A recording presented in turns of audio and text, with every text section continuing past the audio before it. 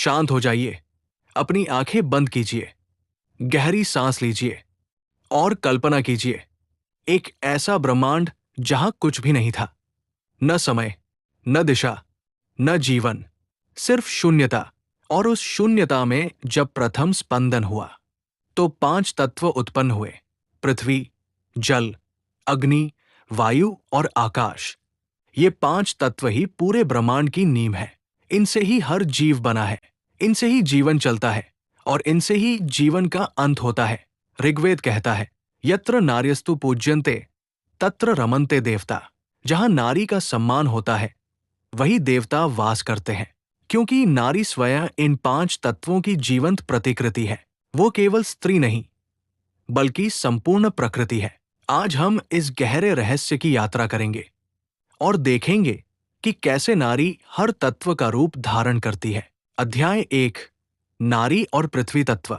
पृथ्वी, धैर्य, स्थिरता और जीवन का आधार। वेदों में पृथ्वी को माता कहा गया है। माता भूमिय पुत्रोः पृथिव्या। पृथ्वी हमारी माँ है और हम उसके पुत्र।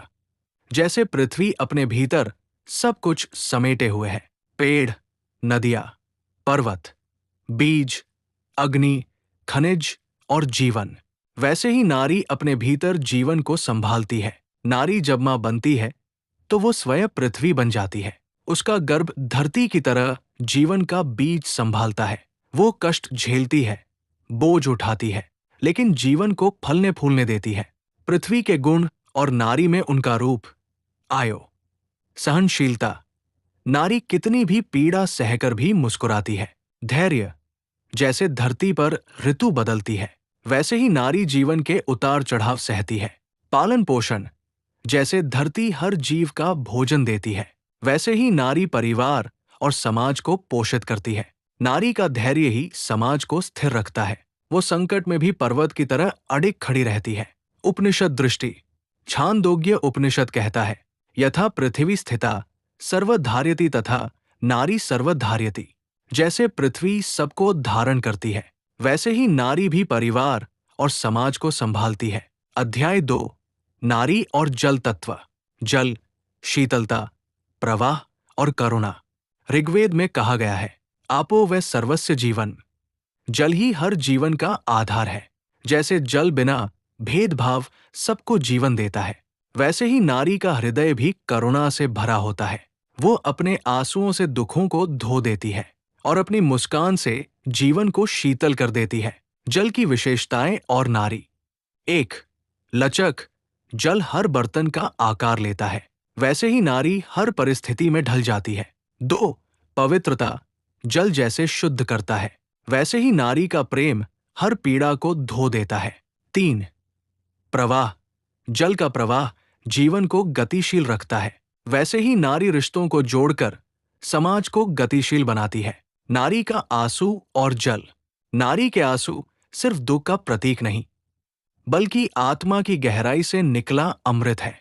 उसमें करुणा है, प्रेम है और त्याग की कहानी छुपी है। उपनिषद दृष्टि। यजुर्वेद कहता है, आपे शुद्धयन्ति सर्वम।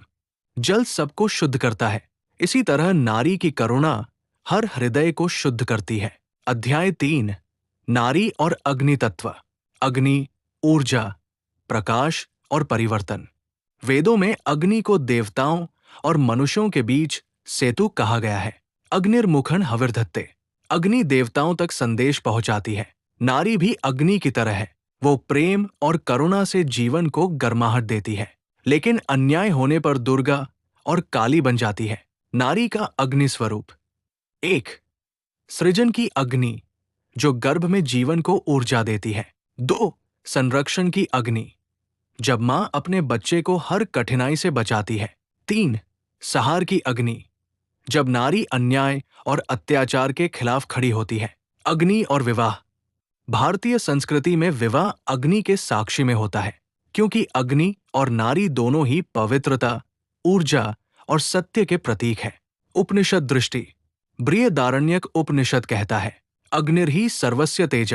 अग्नि ही सबका तेज है और नारी उस तेज की जीवंत प्रतिकृति है। अध्याय 4, नारी और वायु तत्व। वायु, प्राण, गति और स्वतंत्रता। उपनिषद कहता है, प्राणो वायु, वायु ही प्राण है। नारी का अस्तित्व भी वायु की तरह है। वो दिखती नहीं, लेकिन उसकी उपस्थिति से जीवन चलता है। वायु और नारी के गुण। जीवनदायिनी, वायु प्राण देती है, नारी जीवन देती है। स्वतंत्रता, वायु किसी सीमा में बंध नहीं सकती, नारी भी स्वतंत्र आत्मा है। गति, वायु जैसे गति देती है, वैसे ही नारी परिवार और समाज को प्रेरणा देती है। नारी कभी मन समीर है तो कभी आंधी। वो कोमल भी है और शक्तिशाली भी। उपनिषद दृष्टि।